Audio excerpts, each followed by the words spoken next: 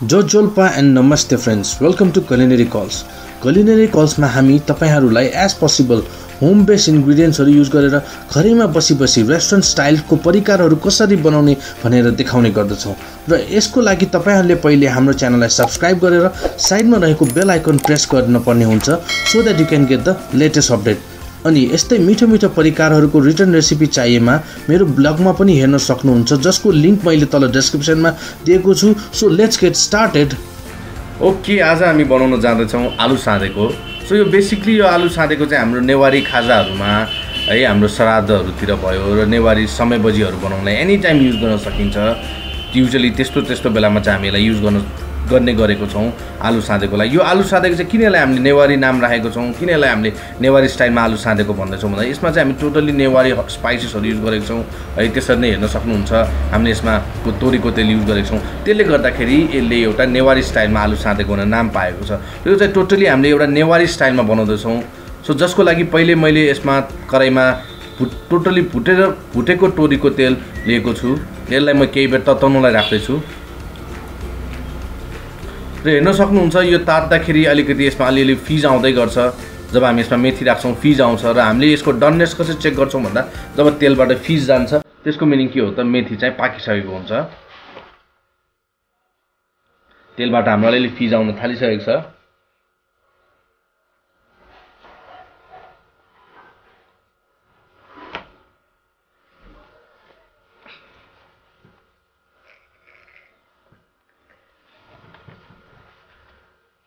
Okay, हाम्रो तेल तातिसकेको छ र हामीले यसमा मेथी पनि हाल्यौं। अब हेर्न सक्नुहुन्छ मेथी राखिसकेपछि यसमा फिज आउन थालेको छ। अब यो मेथीलाई तेल मजासँग तातिन्छ अनि बल्ल मेथी राख्छु।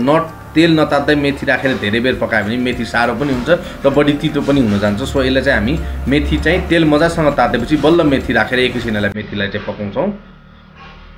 हामी यसरी बेला बेलामा चलाउँदै छौं।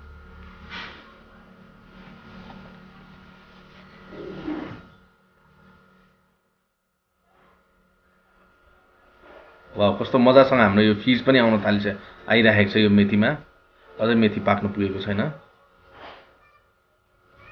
र आज चाहिँ मलाई यो भिडियो बनाउन हेल्प गर्नुभएको छ मेरो बहिनी सुजान मानन्दर, हाम्रो मम्मी हुनुहुन्छ। हामी आज एउटा स्पेशल अकेजनमा गर्दैछौँ। यस, सो भर्खरै हामीले यसमा करी लिफ पनि राख्यौँ। हाम्रो घरमा इजिली अभाइलेबल छ, त्यही भएर हामीले यो राख्यौँ। यो चाहिँ अप्सनल हो, यो करी पत्ता चाहिँ राख्नुपर्छ भन्ने छैन। मैले अनि यसरी चिरेर राखेको हरियो खोर्सानी पनि राखेँ मैले अहिले भर्खर। यसमा एकदमै राम्रो फ्लेभर दिन्छ यसले चाहिँ हाम्रो यो तेलमा।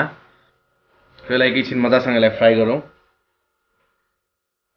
एकछिन यसलाई फ्रेग्रेन्स आउने गरी। अब हामी यसो गर्छौँ, यसलाई दुईटा भागमा हामी काम गर्दैछौँ। एउटा भागमा हामीले यसलाई टेम्परिङको लागि मसलाहरू रेडी गर्यौँ र अर्कोमा चाहिँ हामीले बोइल गरेर आलुलाई बोइल गरेर यसलाई मिडियम डाइस काटेको छौँ। यसमा चाहिँ अहिले भर्खरै मैले अदुवाको पेस्ट राखेँ, त्यसपछि नुन राखेँ, लसुनको पेस्ट पनि राखिसकेँ, जिराको धुलो,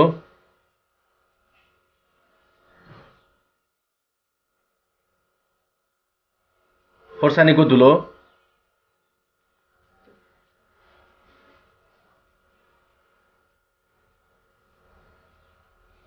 र यसमा मैले बेसार पनि राखेँ।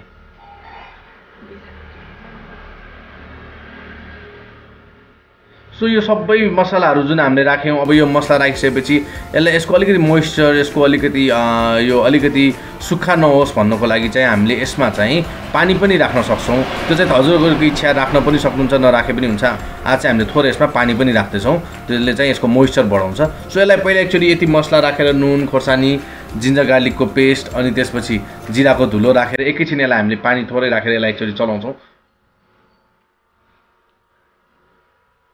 मजासँग यसलाई चलाउनुपर्छ सो द्याट यसको यो मसलाहरू सबै त्यसमा राम्रोसँग मिक्स हुने हिसाबले हामीले यसलाई राम्रोसँग चलाउनु पर्छ।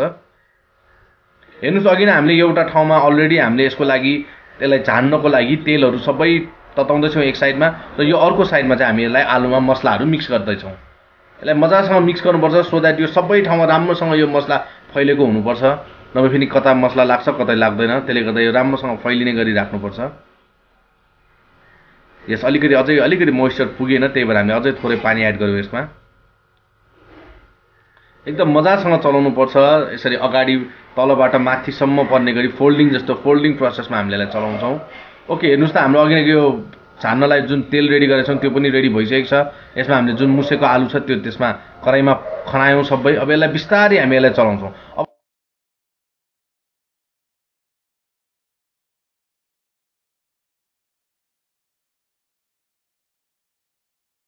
यसलाई तपाईँले अलिक थोरै छ भने चाहिँ सिम्पली त्यही तेल तपाईँले सिम्पली आलुमाथि राखेर पनि यसलाई मिक्स गरेर पनि यसलाई प्रिपेयर यो चिज बनाउन सक्नुहुन्छ। र यसमा चाहिँ हामीले कुनै जस्तै नेपाली स्टाइलमा बनाउँछ हामी यसमा चुकमिलोहरू तिलको पेस्टहरू युज गर्छौँ। यो चाहिँ हामी नेवारी स्टाइलमा चाहिँ हामी त्यस्तो गर्दैनौँ।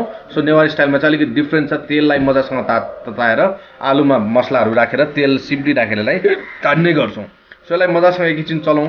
जस्ट त्यो तेलको फ्लेभर चाहिँ आलुमा पर्ने गरी राम्रोसँग चलाउँ।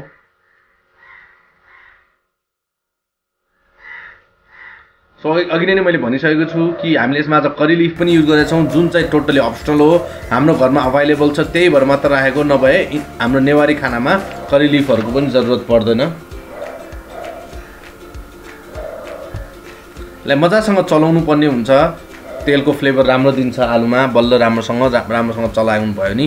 अनि यसमा मैले हरियो खोर्सानी पनि फ्लेभरको लागि एकदम स्लिट गरेको, जस्ट सिम्पली यसलाई आधी चिरेर आधी पारेको मात्र ग्रिन चिली युज गरेको छौँ।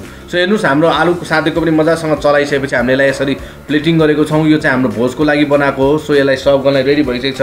र यसलाई चाहिँ हामीले लास्टमा एज युजुअल नेपाली खानामा जस्तै हामीले लास्टमा हरियो धनियाँ काटेको हरियो धनियाँले यसलाई हामीले लास्टमा गार्निस गरेको छौँ। ओके, सो तपाईँहरूलाई हाम्रो यो भिडियो कस्तो लाग्यो? यदि मन पर्यो भने भिडियोलाई लाइक र सेयर गरिदिनु होला र तपाईँहरूले ट्राई गरेर कमेन्ट मार्फत हामीलाई एक्सप्रेस गरिदिनु होला। अनि यस्तै मिठो मिठो परिकारहरू सिकेर घरमै बनाउनको लागि हाम्रो च्यानललाई सब्सक्राइब र सेयर गर्न नबिर्सिनु होला। Till than happy home cooking.